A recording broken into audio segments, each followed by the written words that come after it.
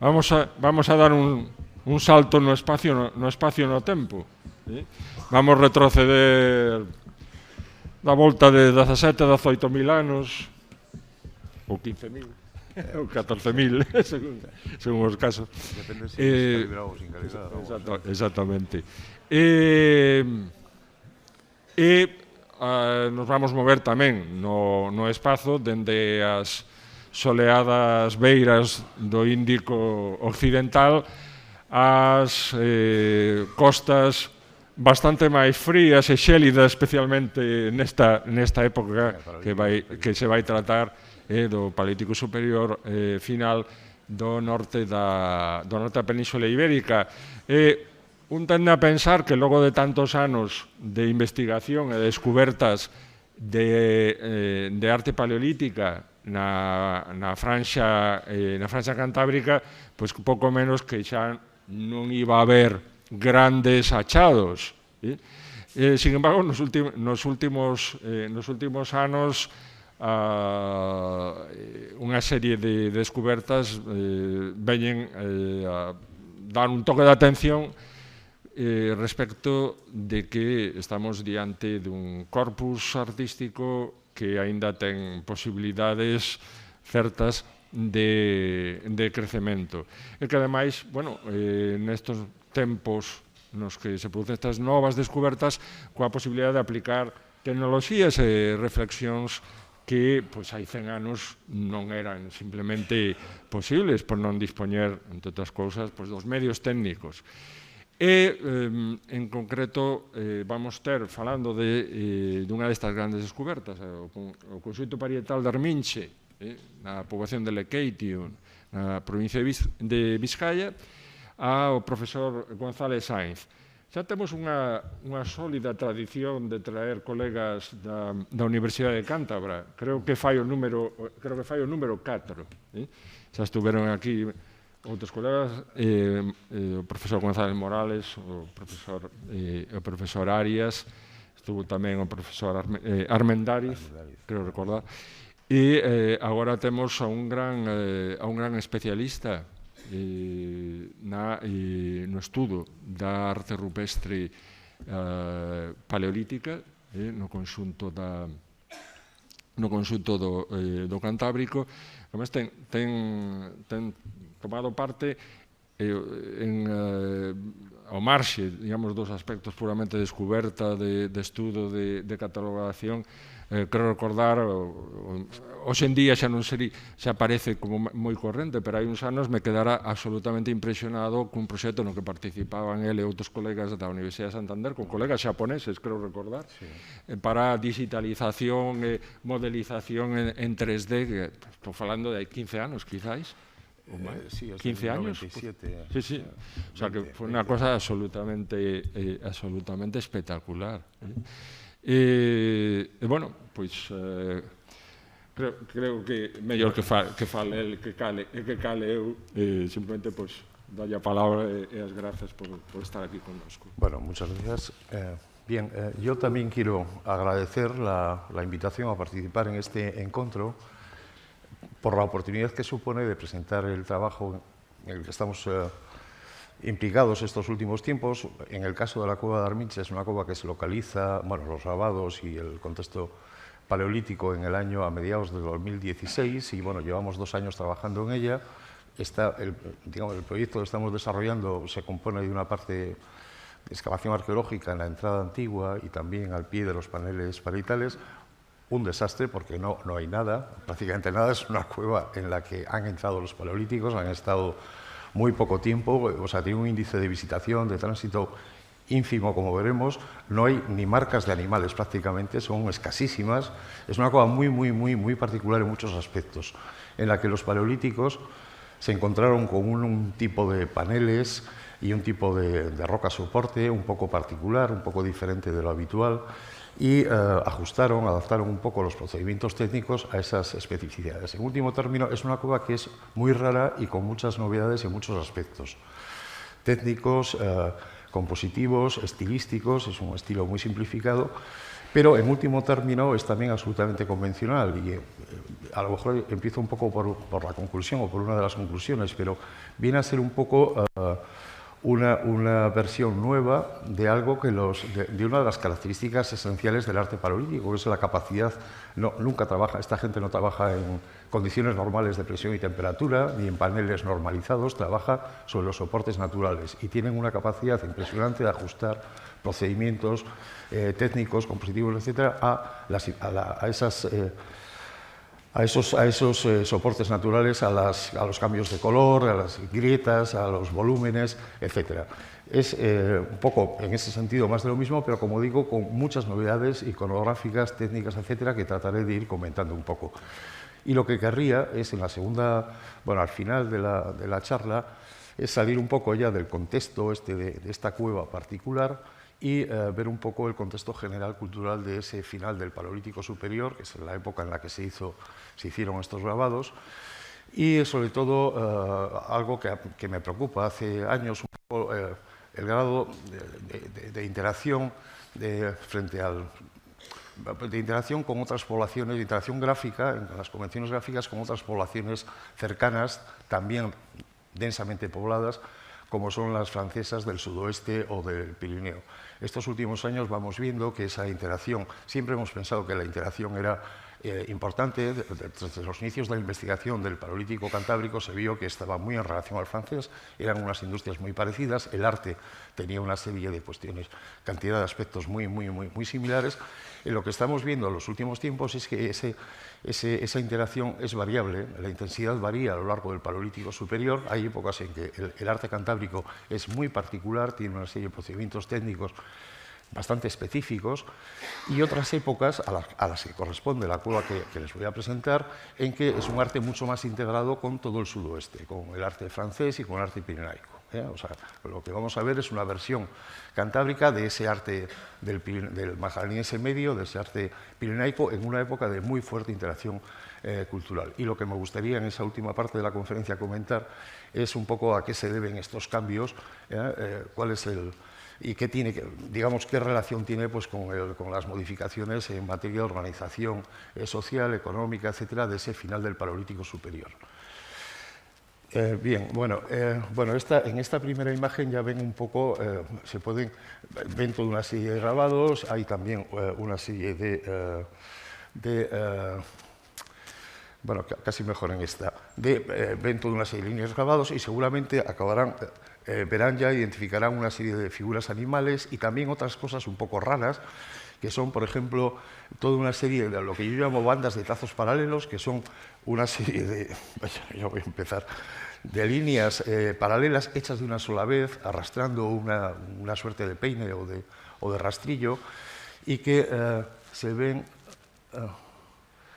por ejemplo, por aquí, las veremos luego más claras, están por todo el conjunto. Es un conjunto, como veremos, muy abigarrado de figuras animales y de esas bandas de trazos paralelos, algo muy cercano al horror, al vacío, lo que vamos a ver, pero sin embargo esto coexiste con el hecho de que las figuras animales entre sí se respetan, nunca se superponen, están encajadas como piezas de un puzzle, como veremos. Bueno, voy a ir por partes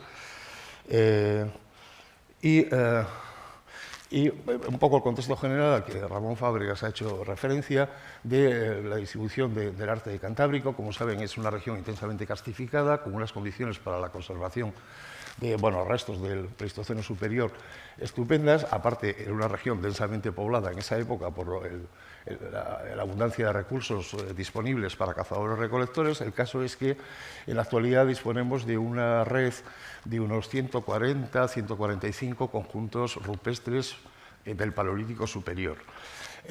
Aquí en esta imagen únicamente les he señalado los puntitos sin más y el nombre un poco de algunos de los más complejos en el Cantábrico central y occidental, que son estos situados un poco pintados en negro, que son Altamira, Castillo, La Garma, hasta Peñacandamo, que son los sitios, digamos, yo llamo complejo, de larga duración temporal, sitios que tienen muchas superposiciones y que tienen composiciones parietales con muy diferentes procedimientos técnicos y correspondientes a distintos momentos del Paleolítico Superior, casi a lo largo de todo el Paleolítico Superior.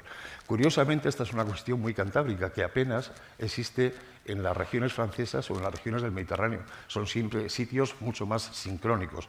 Esa profundidad temporal es algo muy específico y muy característico de la gran densidad de población, en términos relativos, para el Pleistoceno superior que existe en las zonas, en la marina de las zonas centrales y occidentales de la región cantábrica, que es un poco el fondo del corredor y donde se sitúan estos sitios complejos. No los tenemos en el País Vasco, por lo menos de momento aparecerá alguno, pero por el momento son desde la Garma hacia la frontera francesa, son todo sitios sincrónicos, que son un poco la mayoría en todo el Cantábrico, pero digamos que de momento nos faltan un poco esos.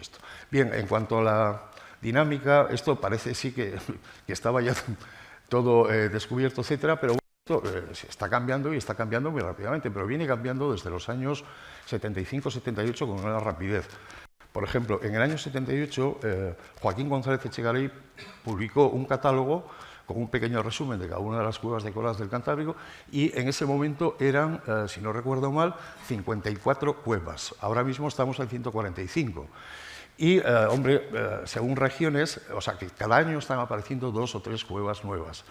No siempre muy espectaculares, muchas veces son algunos grabados no figurativos o restos de manchas, restos de figuraciones muy perdidas. Estos últimos años, pues, en Ondaro o en otras cavidades, pero en ocasiones aparecen conjuntos espectaculares como este de Arminche del que vamos a hablar hoy, que es de hace solo 3 años.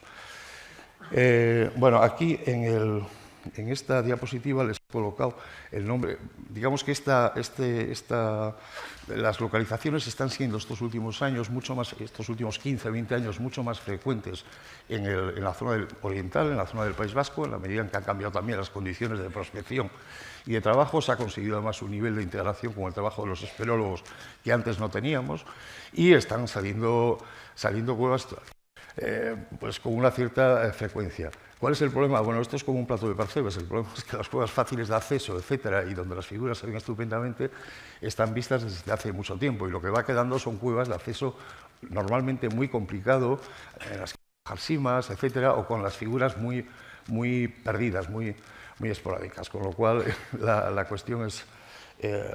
bien, bueno, y la cueva de la que vamos a hablar está situada aquí, en Lekeitio, en Vizcaya, en la desembocadura actual del río Lea. Esa desembocadura estaba a unos 10-12 kilómetros en esa época del Paleolítico Superior, más o menos por la cota de menos 100 metros que tenéis señalada ahí arriba, ¿no?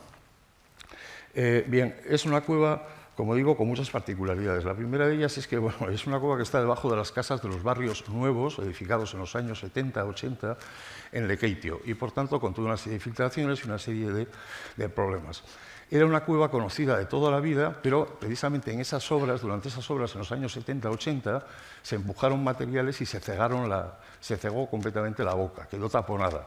Y fue en el año 2016 cuando los espeleólogos forzaron un poco una de esas antiguas entradas, se metieron y, bueno, tenían el ojo ya bastante más educado y mejor hecho, y consiguieron ver esos grabados y esos rupestres que enseguida vieron que se trataba del Paleolítico Superior. Debo decir que el estilo y la composición, la iconografía, son muy característicos, y ya incluso con las primeras fotografías de esa primera exploración, bueno, pues vamos, después de 2 años y pico dando vueltas en la cueva, no hemos variado ni un milímetro la cuestión cronológica, por ejemplo, ¿no? Pero sí nos hemos dado cuenta de bastantes otras cuestiones. Bueno, la cueva, vamos a ver, esto era aquí.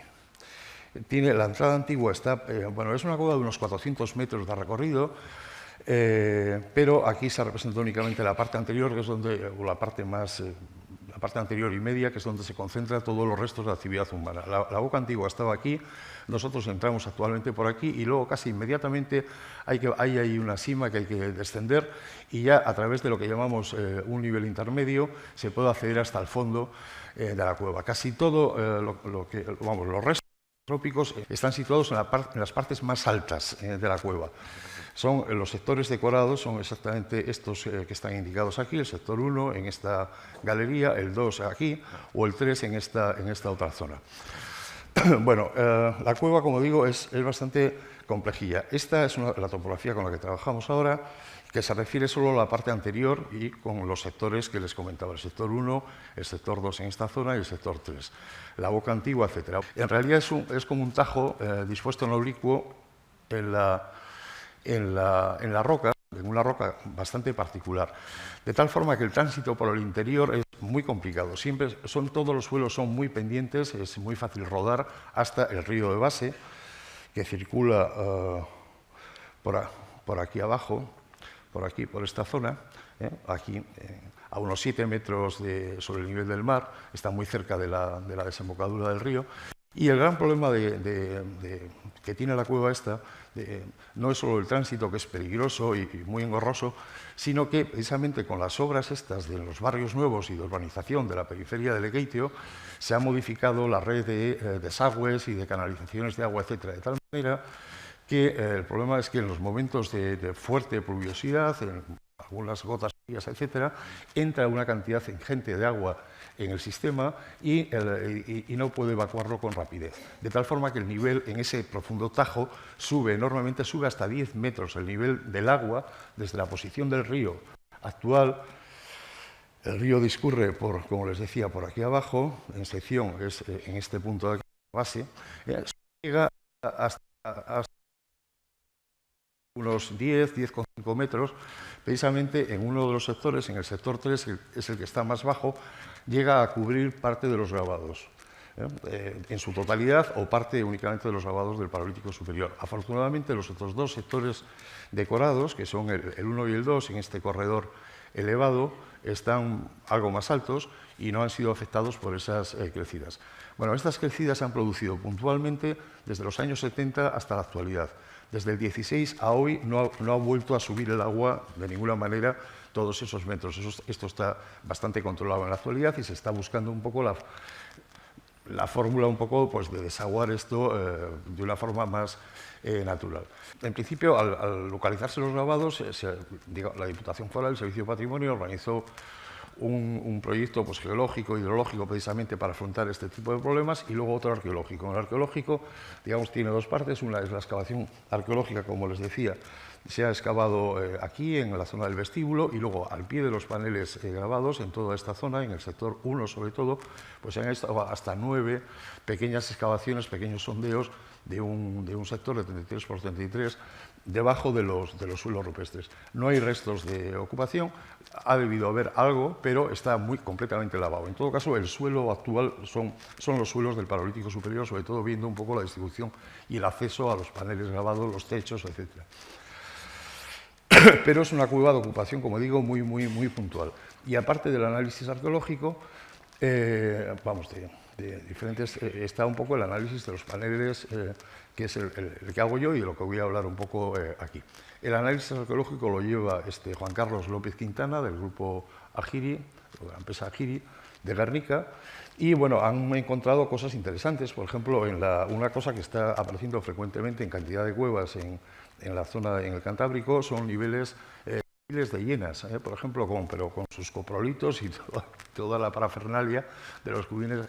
Han aparecido varios en la cueva de Ondaro, aquí también, pero que no tienen ningún tipo de resto de actividad antropológica, antrópica, por lo menos en el de aquí, en el de la cueva de Arminche, uno que hemos localizado aquí. En Ondaro, por ejemplo, sí, en Ondaro es una cueva también con restos de arte rupestre muy desvaídos, pero vamos, con un gran panel de pinturas rojas. Excavamos al pie y ahí apareció un nivelillo, tiene con industrias y con restos de fauna y fechas de radiocarbono de época gravetense que van estupendamente con algunos de los motivos pintados en el interior de la cueva. Y por debajo un nivel de un cubil de estos de llenas estéril, más antiguo.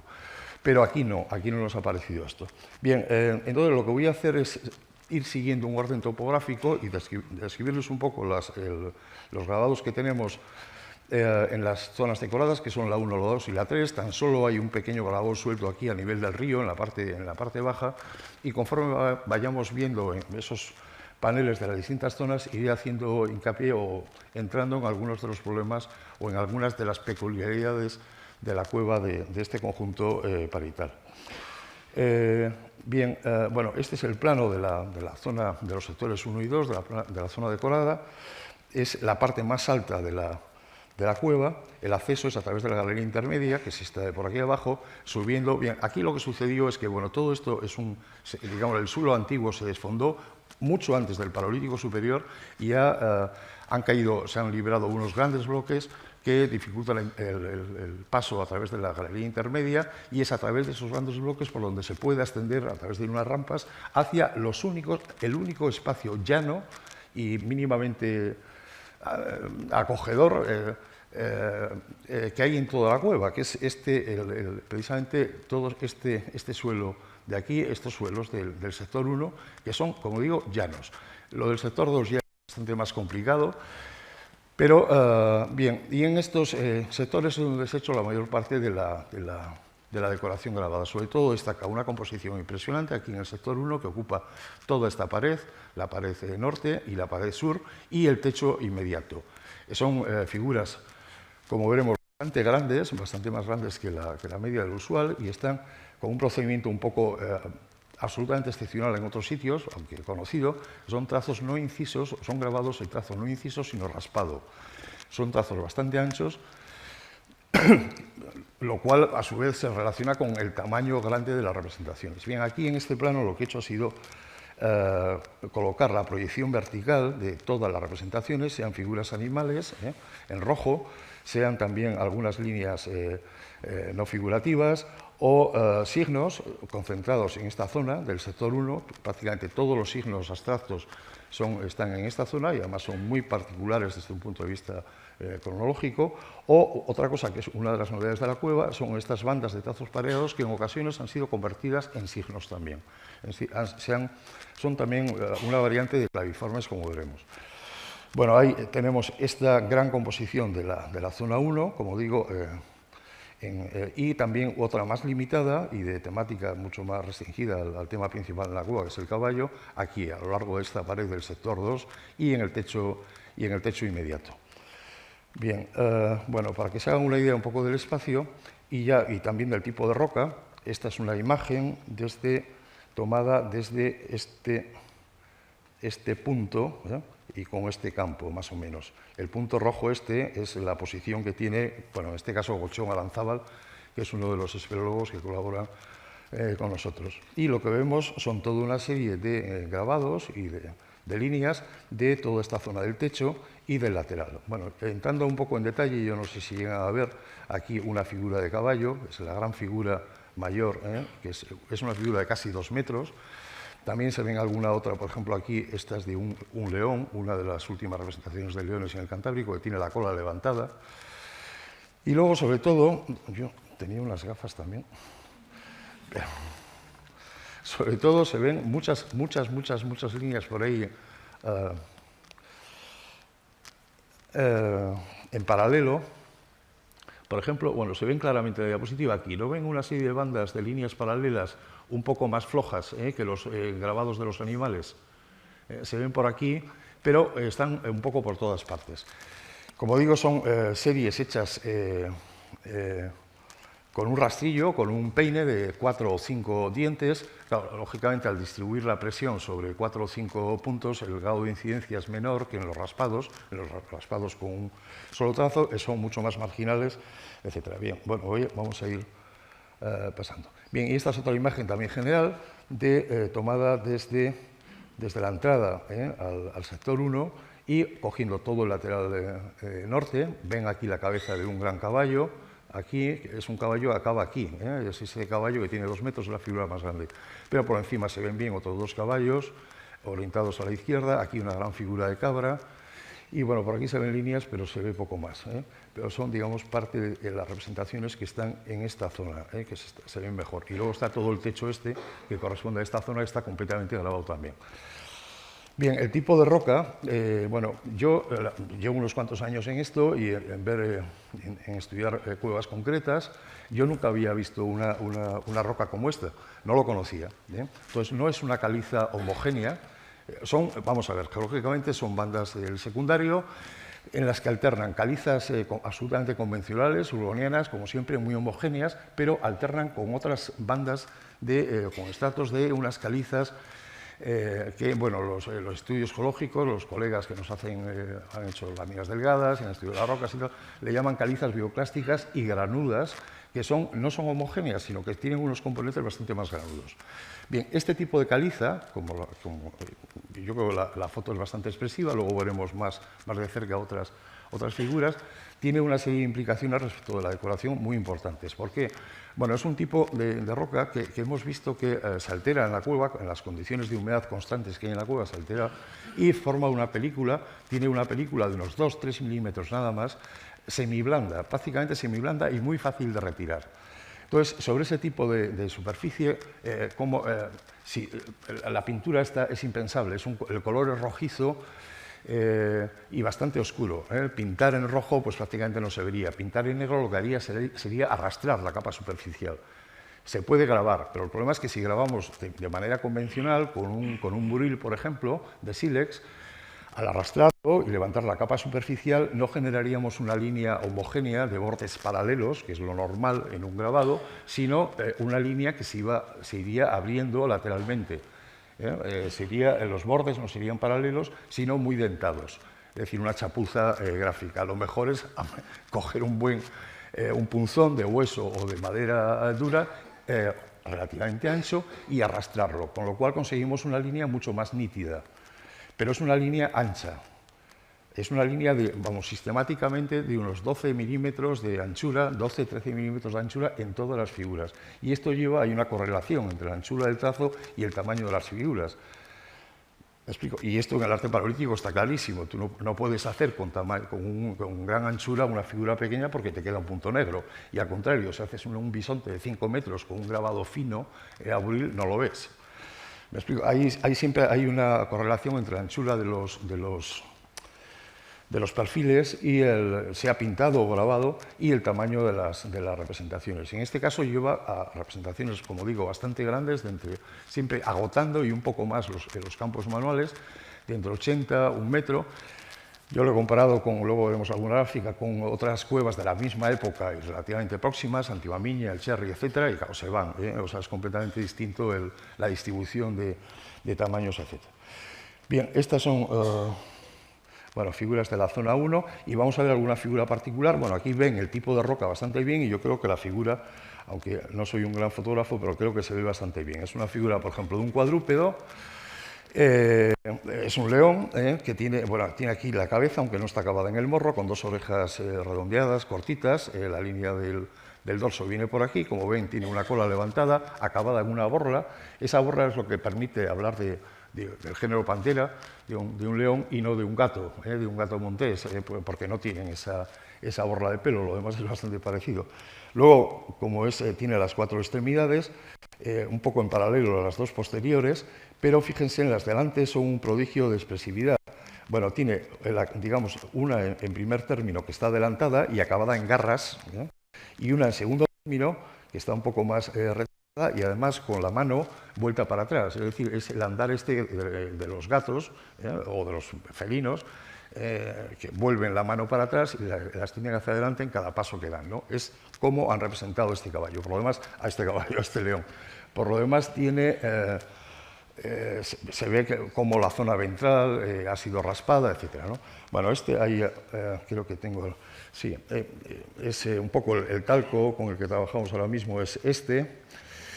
Y lo que me interesa es ver cómo aquí es un poco la complejidad de líneas, es enorme. Por ejemplo, el león está aquí abajo, pero todo esto es una de esas bandas de trazos paralelos. Las he representado sistemáticamente en azul, son más marginales, para no confundirlos. En este caso, esa banda es anterior al león, o sea, el trazo del lomo claramente corta la banda, pero es algo que está hecho prácticamente al mismo tiempo. Es decir, en otros casos las bandas están supeditadas a la forma de las figuras animales.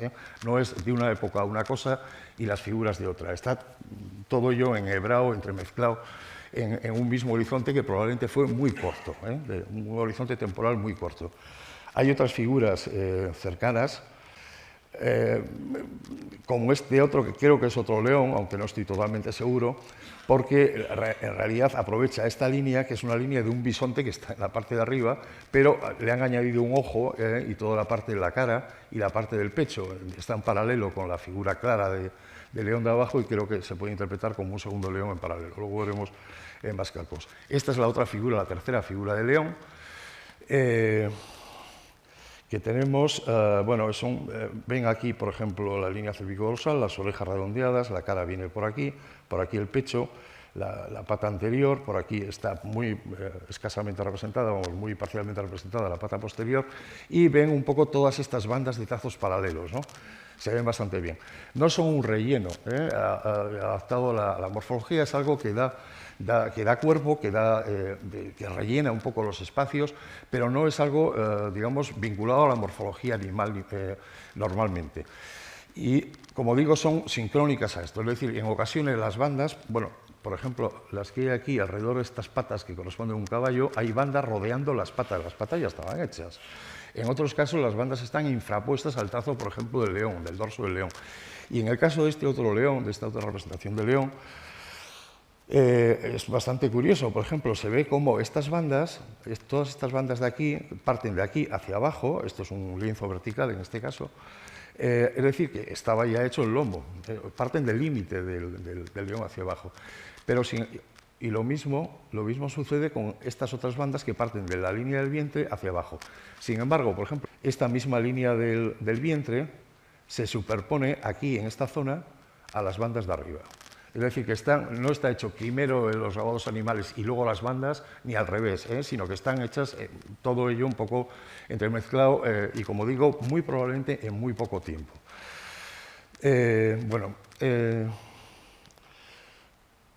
Bien, esta otra diapositiva corresponde a otra cosa completamente distinta. Es una pequeña composición de caballos, pequeños grabados con todo detalle de la cueva de la Pasiega. Es un calco de hace la tira de años y la he colocado para comparar un poco el tipo de grabado. Esto es grabado inciso, un grabado muy fino, en caliza muy homogénea, con figuras normalmente pequeñas y con una gran cantidad de detalles. Son de la misma época y están a la misma escala. El tamaño de las figuras es completamente distinta de estos caballos a la representación de león, que es una representación de tamaño medio dentro de lo que es la cueva, ¿no? Son todas figuras bastante más grandes. Fíjense, por ejemplo, cómo ese tipo de trazo raspado va a llevar a figuras perfectamente reconocibles desde un punto de vista estilístico por la animación, por la composición, por la colocación en dos planos de las extremidades, por algunas líneas de despiece interior, etcétera, pero que de ninguna manera tienen el nivel de detalle que tienen las figuras normales del arte mobiliario o del arte rupestre de esa misma época, magdaleniense medio para situarlo, magdaleniense medio o magdaleniense superior. Y es mucho mayor pues, en el grabado inciso, por ejemplo, ¿no? Bien, estas son otras figuras de esta composición del sector 1, por ejemplo, no siempre se ven bien las figuras. En esta, por ejemplo, sobre la fotografía, supongo que ven alguna de las líneas se ve bien por aquí, ¿no? Por ejemplo, o aquí a lo mejor ven una pata, pero no la figura completa. Es un gran bisonte orientado a la izquierda. Y lo que tiene raspado muy superficialmente es todo eso. Realmente es un bisonte muy, muy convencional, con los cuernos los dos cuernos, ya más bien colocados, de la forma más convencional en el Pirineo y en el Cantábrico, en esta época, el magdaleniense medio, magdaleniense superior, y bastante acabados. Es una de las figuras más espectaculares de bisonte de la cueva, pero que no se ven demasiado bien. Las condiciones de visualización de este tipo de técnica, de este tipo mediante raspado, son también absolutamente distintas que en otras cuevas. En otras cuevas, con grabados incisos, más finos, normalmente, en la actualidad, para ver esos grabados tenemos que iluminar lateralmente para ver la sombra del surco. En la medida en que, bueno, en el momento que se grabó con ese trazo inciso, se veía estupenda. Lo que hace es levantar la capa superficial, haces un dibujo en blanco y se ve estupendamente, pero con el paso del tiempo se patina el interior del surco, adopta la misma coloración que el soporte, de forma que o lo iluminas lateralmente o no ves nada. Bien, aquí las condiciones de visualización son radicalmente distintas también, es decir, con una luz lateral no vemos nada, es necesaria una luz de ambiente indirecta y de ambiente, es como mejor se ve el grabado. Y además a una cierta distancia, en el momento que te acercas mucho no ves más que ruido gráfico, pero no las representaciones. Bien, y esta es la composición, el calco que he hecho un poco del sector 1, integrando todas las representaciones, ¿no? Entonces, bueno, tiene un buen número de figuras y a lo mejor, bueno, conviene, de entrada, me gustaría, este es el caballo que hemos aludido, las figuras que hemos visto hasta ahora son, bueno, el caballo he aludido a él, este es el segundo león, el primero estaba aquí y este es otro posible león, y como ven hay otras muchas figuras, básicamente de caballos, bisontes, cabras, leones y luego signos. En azul lo que tienen son todas estas bandas de trazos paralelos que suelen ser verticales u horizontales en los lienzos verticales, mientras que en los lienzos de techo suelen ser mucho más curvilíneas, tienen una delineación mucho más curvilínea como es por cuestiones puramente técnicas. Bueno, en realidad aquí lo que tenemos son hasta 9 figuras de caballos, que he subrayado ahí un poco en rojo, son caballos muy convencionales, y por el tipo de despieces, por las marcas cruciales, pero muy simplificado respecto de lo usual en el arte mobiliario y en el arte parietal de otros conjuntos de esta misma época. Bueno, 9 caballos completos o digamos nada más representaciones parciales, como esta cabeza. Claro, esto es la pared, digamos, esta es la pared lado norte, es un lienzo vertical, y este es otro lienzos verticales del lado sur, y todo esto es la zona del techo. Bien, hay esos 9 caballos, además, bueno, hay hasta 3 grandes representaciones de bisontes. Es un conjunto, bueno, esto es absolutamente característico, especialmente de esta época magdaleniense reciente, la famosa asociación o las composiciones a base de bisontes y caballos con animales complementarios que ya aducía Leroi-Gourhan. Yo creo que esto es una cosa que funciona, pero no de la forma que pensaba Leroi-Gourhan durante todo el Paleolítico Superior, en cualquier región, etcétera. Funciona en algunas épocas, funciona especialmente en esta época. Es rarísimo antes del magdaleniense medio en la región cantábrica, este tipo de asociación.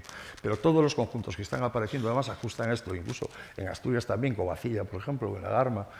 Es decir, funciona bastante bien y en muchos conjuntos. Y desde luego este panel principal de Arminse es el panel digamos, más destinado a lo comunitario en Arminse, y está organizado un poco de esta misma forma. Bueno, tenemos esos bisontes, además hay una fila de cabras, una suerte de cortafuego entre la zona de los bisontes y la zona de los caballos.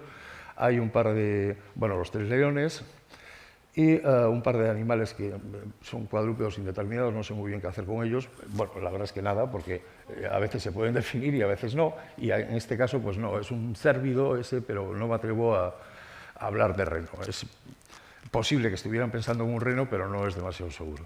Bien, y por último están los signos, que son interesantísimos. Claro, lo primero, con las primeras fotografías, cuando se localiza la cueva, lo que vemos, lo que nos dejó a todos transidos fue estos 3 signos de aquí colocados en paralelo. Tiene una forma como de P, no es más que un trazo vertical con un bucle. Esos son claviformes de estilo, vamos, pirenaicos, frecuentísimos en las cuevas del Ariés y muy bien datados los contextos. Estos son los signos que se hacen durante el magdaleniense medio, incluso los inicios del magdaleniense superior, en una cronología pues entre unos 14 y unos 13.000, 12.700, sin calibrar.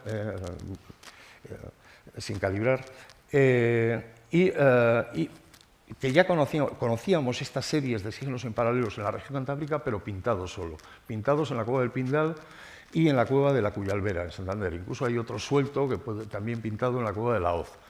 Y se atribuían a esta época, etc. Lo que no conocíamos eran signos grabados y además idénticos formalmente a los pirenaicos. Entonces es el nexo de unión más claro con ese arte pirenaico que tenemos ahora en la región cantábrica. Pero el problema, digamos, lo sorprendente no es solo que han aparecido estos claviformes, sino otras variantes nuevas de claviforme, como estas de aquí. No son claviformes que aluden de alguna manera, tienen el abultamiento no situado en el tercio superior como los claviformes clásicos, sino en el centro como algunos de los claviformes de la época anterior, de la época magellanín antigua en la región cantábrica, es decir, aluden a que ahí puede haber algún tipo de conexión. Hay toda una serie de bucles en esta zona, en las que no está tan claro la situación de los signos, y luego lo que a mí me ha sorprendido absolutamente es que entre las bandas de trazos paralelos, más o menos onduladas, que recorren el techo o los laterales, en ocasiones algunas de esas bandas en dos sectores diferentes se han reconvertido en signos claviformes enormes, de gran tamaño, y en una variante que es inédita, que no conocemos en ningún sitio más que aquí, más que en la cueva de Arminche.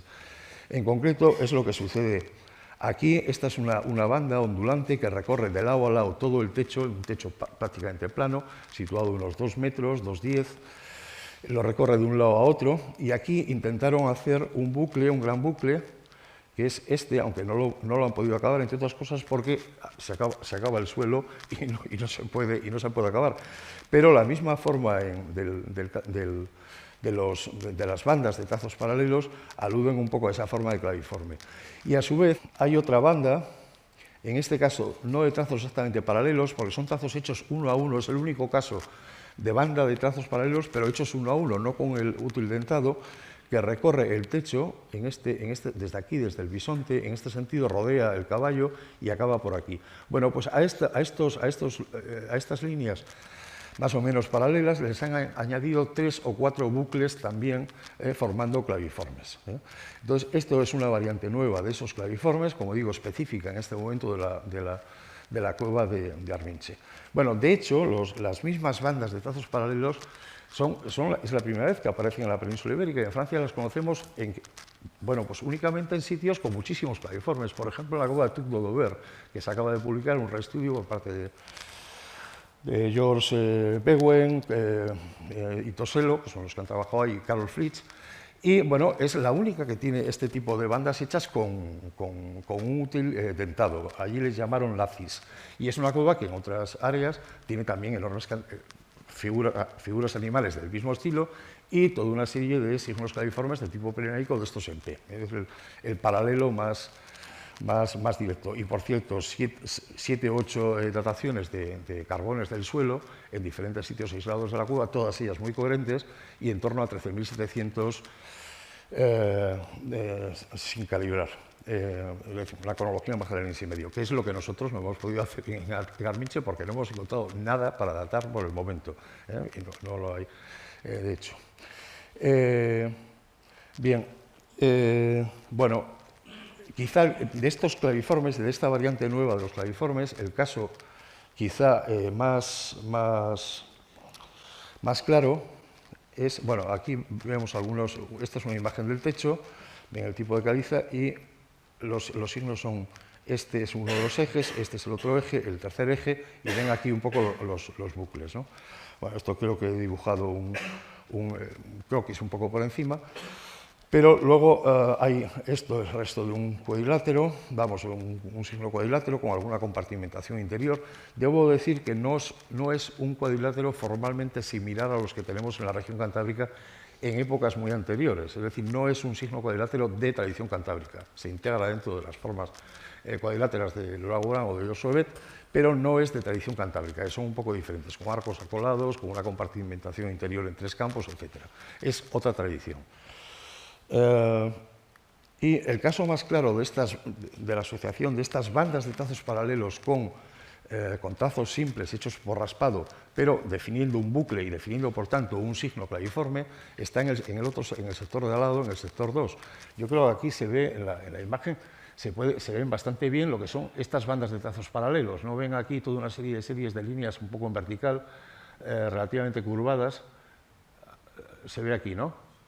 Y ven que son trazos paralelos, trazos muy poco marcados, pero paralelos, 4 o 5 trazos en paralelos. Está hecho con un rastrillo, con una especie de peine, arrastrando levantando un poco la capa superficial del pigmento. Bueno, pues a estas series, a estas bandas de trazos paralelos, le han añadido una serie de bucles, en raspado simple, definiendo una serie bueno, se me han movido un poco las fotografías, pero este es el calco, definiendo una serie de signos claviformes. Signos claviformes, como digo, específicos de la cueva de Arminche por el momento. Lo de las bandas de trazos pareados, que también es específico en la península ibérica de Arminche, aunque aparece también en Francia, en el Pirineo,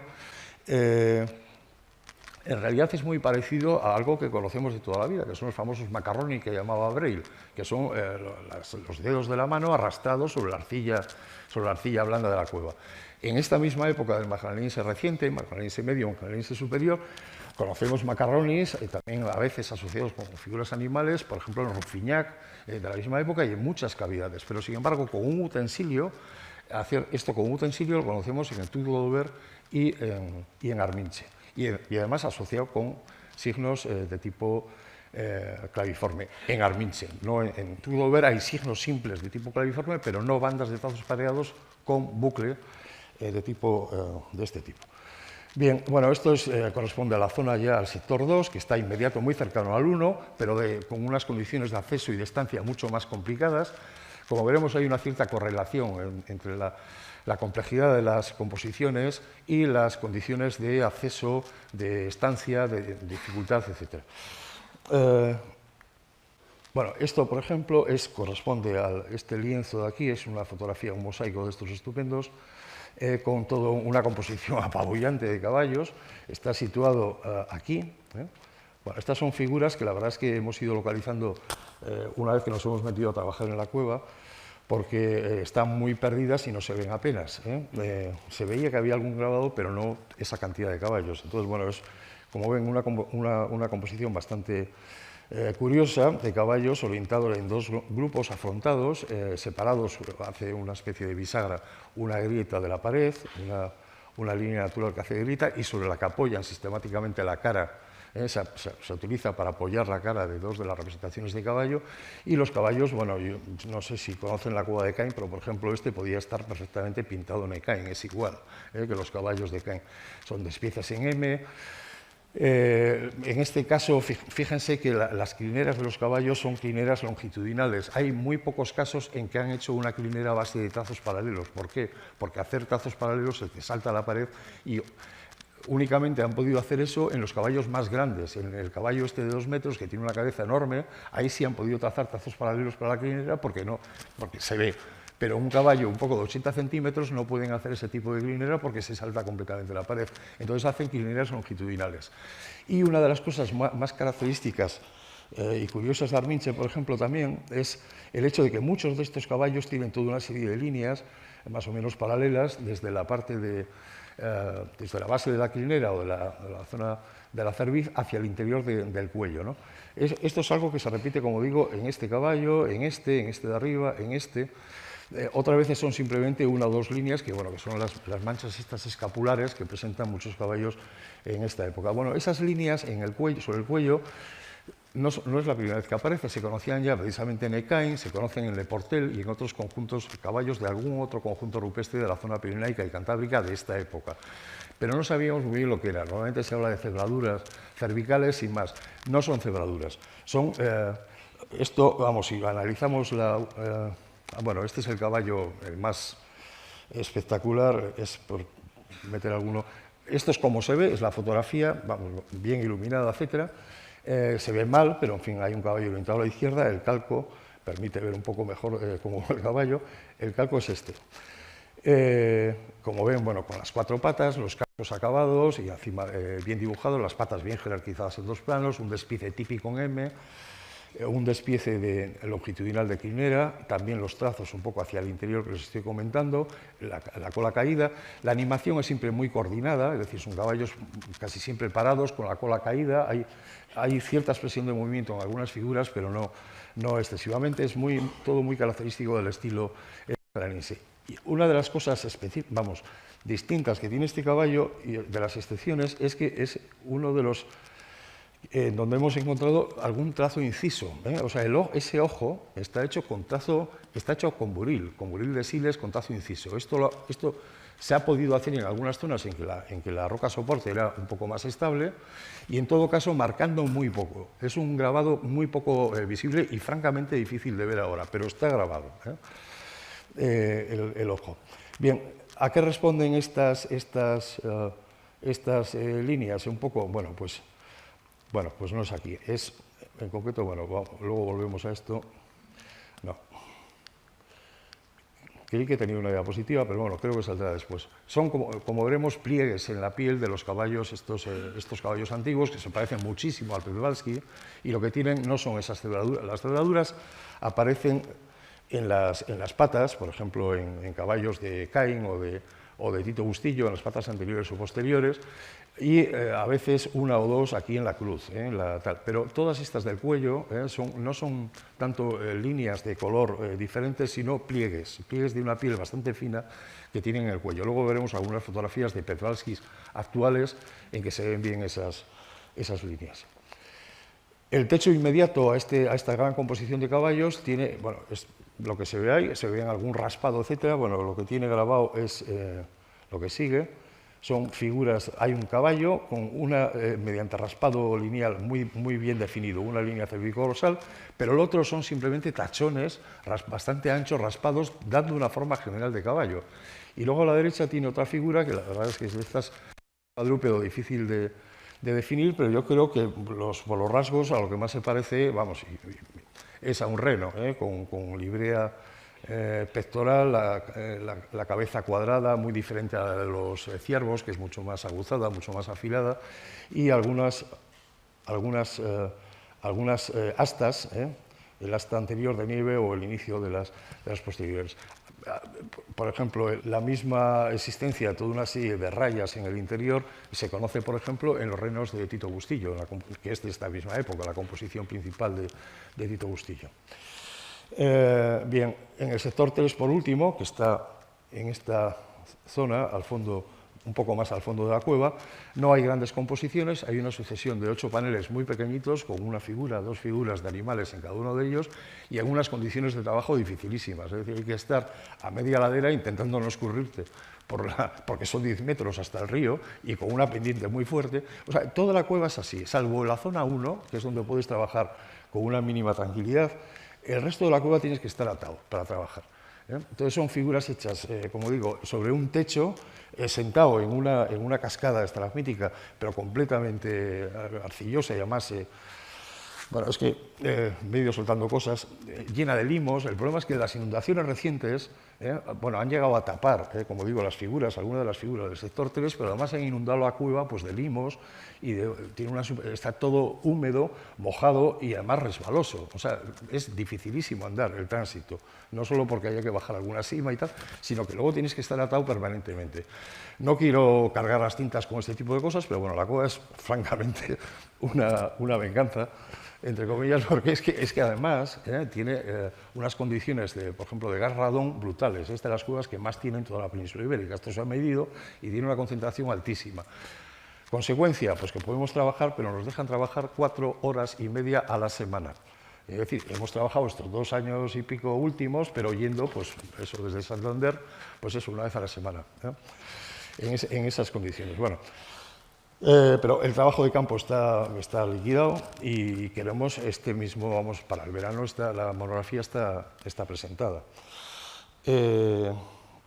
Bien, bueno, este es el plano una aproximación al plano de la zona 3 con los diferentes lienzos, como digo, con composiciones animales a base de caballos. Aquí ya no hay signos, o son caballos, en paneles con una sola figura o con 2, pero muy poco complejas, hechas sobre el corte.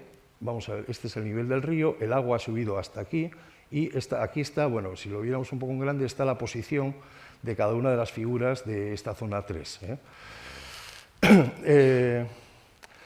Bien, Bueno, y esto es un ejemplo de los caballos un poco más vistosos. Este es uno con cierto movimiento, pero como ven, con el grabado se ve, el raspado se ve relativamente bien aquí arriba, pero no tanto por estas otras zonas. Pero sin embargo tiene restos de un despiece en M, el vientre, las patas de atrás, tenía patas delante, etc. Bueno, esto trabajándolo un poco, digamos que esta sería una imagen cercana a lo que fue el original, con un caballo de estos bastante característico de época magdaleniense. O en uno de los pocos paneles verticales de esta zona es una suerte de hornacina que han aprovechado para ajustar, utilizar los límites para ajustar un caballo orientado a la derecha. Ven aquí la cabeza, el pecho, las patas anteriores, el vientre por aquí las patas de atrás. ¿Cuál es el problema? Que, bueno, según hemos podido ver, el agua ha subido aquí hasta los 17,1 metros sobre el nivel del mar, desde la posición del río, que es de 7 metros, en esta zona es unos 7, un poco más de 7, y ha precipitado todos estos limos que oscurecen un poco la representación, etc. Bueno, esto ha pasado, como digo, en varias ocasiones desde los años 70 a la actualidad. Pero no creemos que haya pasado desde el magdaleniense, habitualmente desde el magdaleniense cada cierto tiempo. ¿Por qué? Pues en parte porque hemos apreciado, por ejemplo, en muchas de las figuras de esta zona 3, toda una serie de desconches de la capa superficial que no se distribuyen aleatoriamente por el lienzo, sino que se ajustan a la zona grabada. Es decir, son desconches que siguen el grabado y que responden a ciclos de secado, de impregnación, de humedecimiento, impregnación y secado de esos limos. Entonces, si esto hubiera sucedido desde hace milenios, este tipo de subidas, pues no quedaría un grabado en la zona 3, casi con seguridad. Es algo que se ha producido en varios y que, lógicamente, ahora mismo hay que limitar. Ya casi prácticamente es seguro que es lo que está obturando la salida. Es un parking subterráneo construido muy cerca de la desembocadura de este río subterráneo, lo que está dificultando la evacuación de las aguas, ¿no? Bueno, el caballo, por lo demás, este es el calco, es un caballo, como ven, con las 4 extremidades, tiene alguna corrección, algún arrepentimiento, pero por lo demás, pues bastante convencional dentro de lo que es esta cueva. Todo ello, como digo, con trazos raspados, trazos que tienen un grosor de una anchura de unos 12, a veces 13 milímetros de grosor. Bien, bueno, nos hemos dedicado a valorar en esos 3 sectores qué tipo de espacio es, la amplitud, la dificultad del acceso, la misma modalidad del acceso, cómo se puede llegar, la disposición preferente de los lienzos, las posiciones de trabajo que se han utilizado en cada una de ellas, son todas perfectamente reconstruibles. Y bueno, de ahí surgen toda una serie de diferencias entre los sectores que tienen mucho que ver hay una cierta correlación con la amplitud de las composiciones realizadas y sobre todo con la complejidad y con las técnicas son prácticamente las mismas, es todo grabado raspado, las dimensiones vienen dadas por el tipo de soporte y la técnica son también muy parecidas e incluso la iconografía es relativamente similar, siempre son caballos, es absolutamente dominante el caballo, pero eso sí, en las zonas más públicas, en donde están los sectores, las composiciones más públicas pensadas para colectividad, es donde están los bisontes y los caballos y en los márgenes los signos. En el resto de la cueva no hay ni bisontes ni signos, ni leones tampoco, ni leones. Hay caballos y bandas de trazos paralelos. Bueno, esta es la distribución de temas presentes en la cueva, figuras animales, bueno, no son muchas, son unas 37, casi siempre 23 caballos, 4 cabras, 3 bisontes, leones, renos, bueno, renos, uno creo, un cérvido indiferenciado, 2 cuadrúpedos, luego están los signos abstractos, hay 3, un cuadrangular suelto, pero luego son series de claviformes, hay 3 series de claviformes y otras 3 series de bandas de trazos pareados convertidas en claviformes. Están las bandas simples de trazos pareados simples y líneas sueltas. Fíjense que aquí, probablemente he apuntado un poco paneles con arañazos. He encontrado nada más que un sitio con arañazos de un pequeño carnívoro al pie del panel principal de la zona 1. Esto es absolutamente excepcional. Las cuevas están llenas, en Coicolao, Ondaro, etc. Están llenas. Normalmente numeras únicamente las que, digamos, están demasiado cerca de los paneles con trabajo antrópico y pueden confundir son las que numeras, el resto no, porque serían centenares. Aquí es que, por supuesto, no hay oseras, pero ni los animales han entrado. Han entrado los paleolíticos y poco más en esa época del magdaleniense han hecho este conjunto, yo creo que en un tiempo muy, muy breve. y no han vuelto. Bueno, este es un esquema de los diferentes caballos, por ejemplo, en la cueva, y fíjense un poco lo que les comentaba, cómo únicamente, por ejemplo, hay crinineras, en el caso de esta figura que tiene 2 metros, o en una cabeza. Sí, bueno, es muy raro, mientras que las crinineras suelen ser, vamos, no indicadas o con una especie de tipo longitudinal. Únicamente aquí y aquí, en la zona del panel 1, encontramos esas crinineras con pelaje. Y en cuanto a las líneas del cuello, que les comentaba, este tipo de líneas, frecuentes en muchos de los caballos de tal, bueno, creo, viendo fotografías, y, bueno, incluso sacando alguna fotografía, esto la de abajo, es de los caballos que hay en el Parque de Teberga, en Asturias, al occidente de Oviedo. Es un parque con reproducciones de algunos de los principales conjuntos parietales europeos, pero también hay un parque alrededor con bisontes, caballos Predvalski, etc. ¿no? Una cosa estupenda y muy recomendable de ver. Bueno, yo creo que también en esto se ven aquí estas líneas que básicamente son pliegues de la piel, una piel bastante fina que tienen ahí. Por lo demás, como ven, son caballos con la cola muy larga, la crinera muy corta y además de color más oscuro, etcétera, y que se parecen muchísimo a los caballos que aparecen en el arte del Paleolítico Superior. Bueno, esto es una gráfica, o un cuadro con los datos desde el punto de vista técnico. Como les he comentado, prácticamente todas las figuras están en trazos raspados. El trazo raspado, de unos 12 milímetros de anchura, lo conocíamos, pero muy ocasionalmente, en 2, 3, 4 conjuntos parietales paleolíticos. En el Cantábrico conocíamos únicamente en una figura del Jullo, que había una combinación de trazo inciso y trazo raspado. Recientemente hay 2 de las figuras de la Cueva de Achurra, también en la zona del Equidio, están raspadas el contorno, pero digamos que domina con muchísimo el trazo inciso normalmente, o en el País Vasco francés, en la Cueva de Ochocelaya, o en la Bastide, que también hay alguna figura excepcional en trazo raspado, pero son siempre excepciones dentro de conjuntos de pinturas y sobre todo de grabados incisos. Y aquí es todo raspado, con el añadido de algunas bandas de trazos pareados o de algunos sitios en donde han podido hacer grabado inciso muy fino para hacer detalles tipo ojo. Hay como 3 figuras tienen el ojo en grabado inciso, pero muy marginal y apenas visible. Y en esto, bueno, como digo, pues es una cueva bastante diferente al resto del Cantábrico. Y aquí, bueno, hay algunas de las gráficas que van saliendo un poco, por ejemplo, respecto de las dimensiones de las figuras. Bueno, como ven, esta es la distribución de las dimensiones, pero aquí esta es muy interesante, esta gráfica, bueno, creo que me quedó bien. Lo he comparado con los datos del Cherry y Santimamiñe, que son, vamos, datos tomados con la misma, de las dimensiones con el mismo protocolo, e incluso el mismo medidor, que soy yo.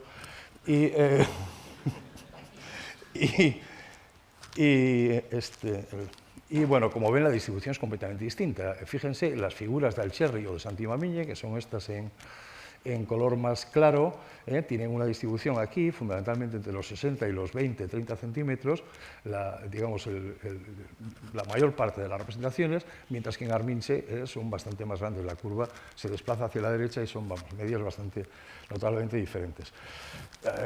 Utilizando categorías más simples, nos permite compararlo a más distancia. Estos son conjuntos del Magdalenense reciente, el Magdalenense medio superior, Alcherri, Santimamiñe, ya hemos visto, pero también incluyendo ahora el Tuc d'Odover o Covaciella y finalmente a la derecha Arminche. Como ven, un poco se nos sale, es decir, la proporción de figuras de más de 80 centímetros grandes es notablemente distinta, en función de ese soporte, de ese procedimiento técnico.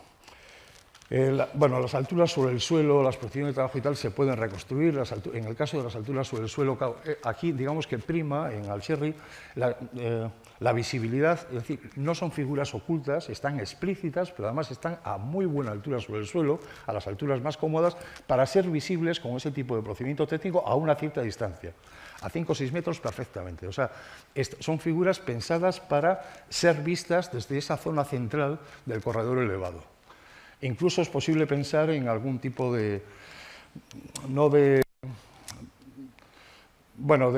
interacción entre espectadores y los que están grabando y a lo mejor al mismo tiempo recitando una serie de ideas. Es decir, estamos casi ante una instalación de arte contemporáneo. Bueno, Bueno, como digo, las posiciones son reconstruibles. Para esto, bueno, lo que hemos hecho en los diferentes sectores ha sido colocarnos, sacar la foto, colocar. Son perfectamente, es decir, son posiciones desde rodillas, de pie, estirado, Solo en algunos sitios, en el sector 3, hay algunas figuras tumbados sobre el suelo, ese suelo inclinado en frontal, y dibujadas así. Pero aún así, claro, el procedimiento técnico les lleva a ser muy grandes, aunque están hechas muy cerca, y son las figuras que tienen más desajustes entre las partes, entre la parte anterior y posterior de la figura, precisamente por las dificultades de hacer figuras grandes en ese tipo de soportes. Bueno, en resumen, es uno de los grandes conjuntos cantábricos del Paleolítico Superior, con algunos rasgos particulares, incluyendo esa adaptación a las condiciones del soporte, con figuras de animales grandes, grabadas mediante raspado. Bueno, es desde un punto de vista estilístico, una versión aquilatada o resumida de los rasgos estilísticos y convenciones más características del magdaleniense reciente, una versión aquilatada impuesta por el soporte y por el procedimiento técnico, y es un conjunto unitario y sincrónico y perfectamente datable casi desde el primer momento en ese magdaleniense medio o quizá en el superior antiguo, es decir, entre hace unos 14.500 y 12.500 más años, con los paralelos más fuertes como el tubo de Dover, etc.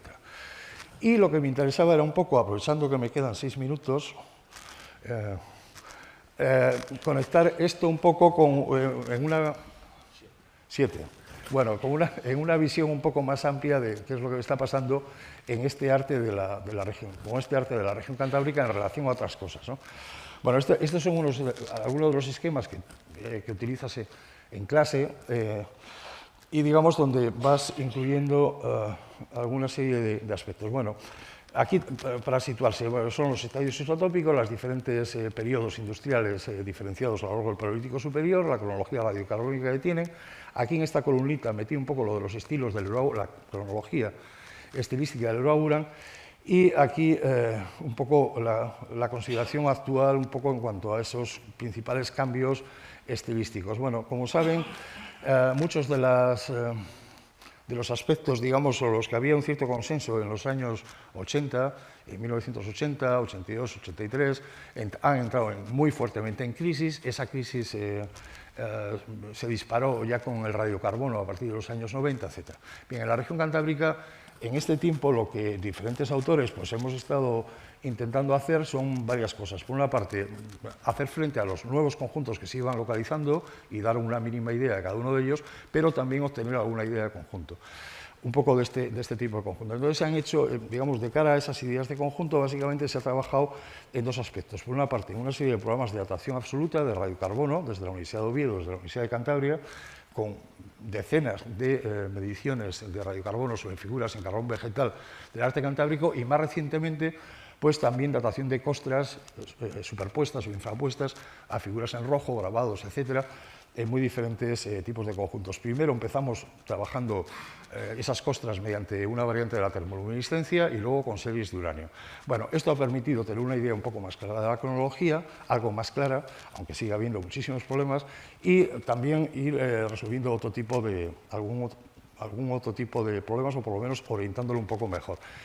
Aparte del estudio de yacimientos complejos, concretos y de programas de datación absoluta, otra de las cuestiones, digamos, son toda una serie de análisis o toda una serie de estudios orientados a, digamos, a repensar todas esas cuestiones supuestamente consensuadas sobre el arte paleolítico y esa actividad gráfica de los cazadores paleolíticos en el interior de una región concreta. Es decir, digamos, con la crisis del sistema del Urauran, muchos pensamos que era trabajando en una región concreta, trabajando en analizar las peculiaridades de esa región concreta, que tienes que conocer el resto, no es centrarse en una región y olvidarse del resto.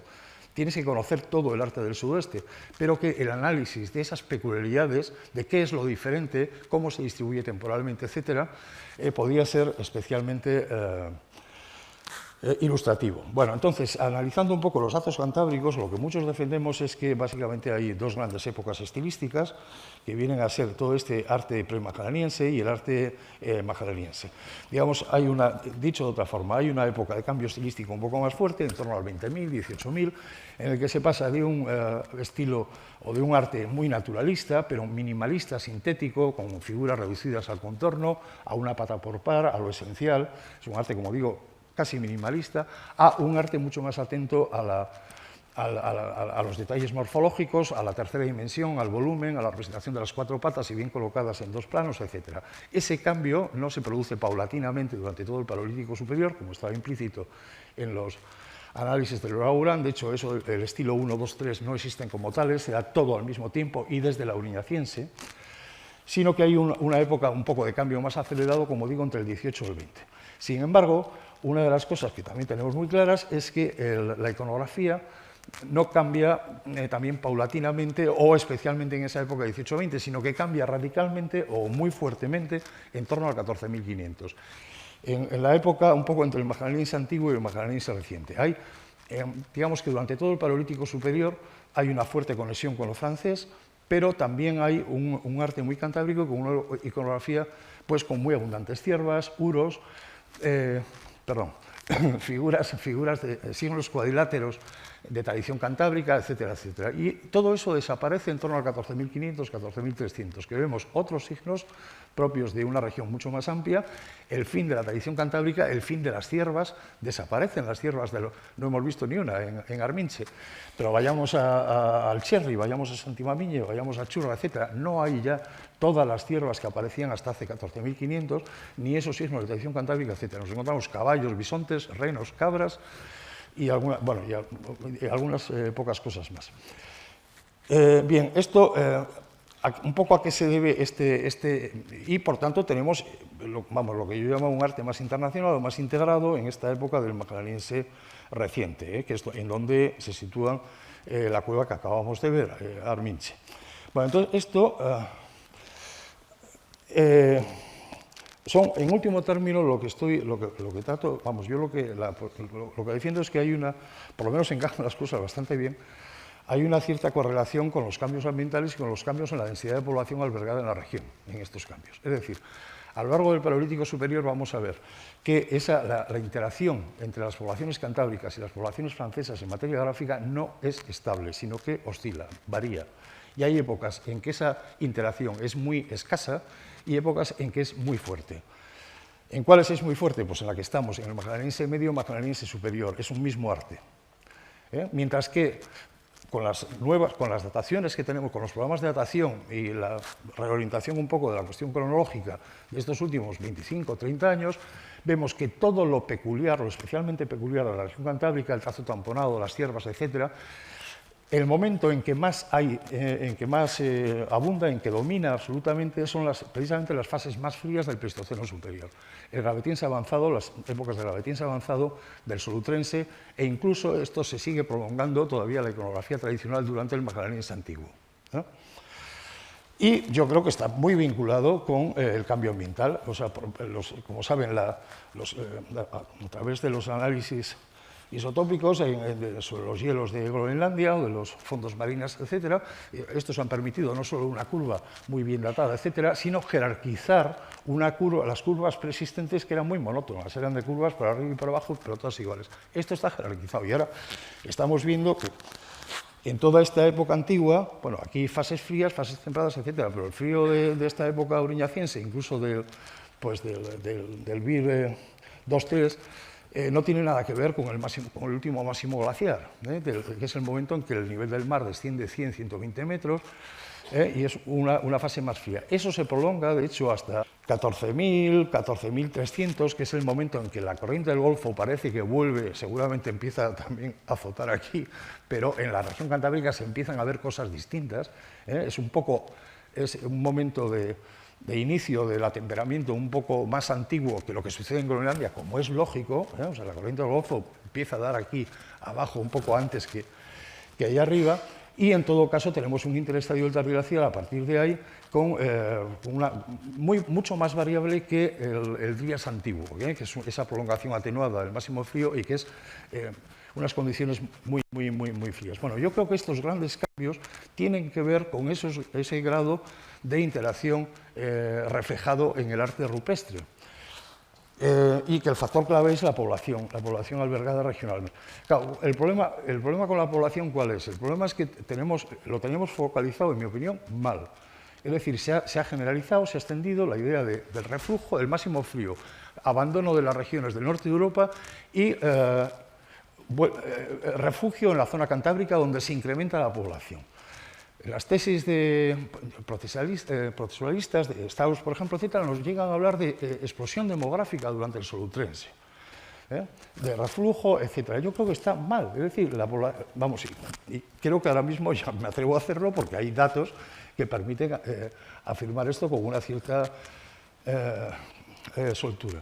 Es todo lo contrario, es decir, la población creció en el interestadio del tardoglacial, igual que las condiciones ambientales, y eso es el momento en el que tenemos arqueológicamente un registro mucho más diversificado de aprovechamiento económico, mucho más amplio de yacimientos, con grandes yacimientos de un tamaño que no tenemos en la época del máximo frío y sobre todo muchos más yacimientos. Todos los indicadores, todos los modelos un poco sobre la población humana albergada en Europa te indican que es a partir del 14.000-13.000 el momento en que se empieza a disparar. Luego se puede estabilizar o según regiones pueden ser las respuestas muy diferentes ya en el Holoceno, en los inicios del Holoceno, pero ese interestadio del tardoglacial es el momento en que se recuperan los territorios del norte de Europa. Esos territorios abandonados durante el máximo frío de Holanda, del norte de Alemania, etcétera, se recuperan en este interestadio del tardoglacial. Es un momento que la región cantábrica también está aumentando la población. Y en el Pirineo. Y eso está bastante claro. ¿Qué es lo que pasaba en el Solutrense? ¿Por qué ¿por qué se ha caído en la cosa del incremento demográfico muy fuerte en la época solutrense, que yo no creo? Bueno, yo creo que es un problema de visibilidad arqueológica. Lo dije en el año 95 y lo mantengo absolutamente. O sea, ¿cuál es el problema del solutrense? Son 3.000 años, pero con un tipo de pieza frecuentísima, abundantísima, que son las puntas de retoque plano. Entonces, con lo que teníamos en esa época, Strauss o yo, los que estábamos preocupados por este tipo de cosas, era el número de yacimientos por milenio. Y claro, se disparaba un poco, crecía muy espectacularmente en el solutrense. Pero era una cuestión de visibilidad. El hecho de que es muy fácil atribuir al solutrense muchos niveles mal excavados o muchos conjuntos, mucho más difícil que atribuirlos al oriñaciense o lo que sea, ¿no? Entonces se disparaba el número de yacimientos. Estos son datos los del año 95, bastante antiguos, pero en todo caso, o del número de yacimientos por milenio, pero que en todo caso los datos actuales serían todavía más claros, pero que en todo caso apuntaban a que el incremento en el número de yacimientos es en esta época del magdaleniense reciente, cuando se da, no tanto en el solutrense. El problema aquí, como digo, es la alta visibilidad del solutrense por la preparación de esas puntas de retoque plano, que son infinitamente más abundantes y fáciles de preparar que muchos otros fósiles directores, como arpones, etc., ¿no? Entonces, creo que es una cuestión que está mal enfocada, a cabo, ¿no? Y que además está desenfocando un poco el problema. Es decir, bueno, ¿qué es lo que tenemos nuevo ahora? Bueno, pues son, por ejemplo, los análisis, los grandes modelos un poco sobre el cambio de la población albergada en Europa, hechos con, por ejemplo, este es un equipo de la Universidad de Helsinki, de Taraguara, está publicado hace poco tiempo, pero integran todas las grandes bases, vamos, todos los análisis ambientales, diacrónicamente, las modificaciones ambientales conseguidas por fondos marinos, etcétera, pero también las grandes bases de datos sobre yacimientos arqueológicos, sobre dataciones arqueológicas por periodo, y también está cruzado con información sobre cazadores-recolectores actuales, densidades de población, distribución de recursos, etcétera. Entonces plantean, por ejemplo, estos autores, pero también otras bases, incluso aquí en Cataluña se están haciendo cosas parecidas, que por lo menos para la época del tardoglaciar coinciden absolutamente con estas. Lo que es interesante es ver, por ejemplo, cómo a lo largo del Paleolítico europeo, en este caso la cronología es calibrada, vemos como en el máximo frío, en estas épocas, digamos, las densidades tienden a ser menores y encima están más hacia el sur.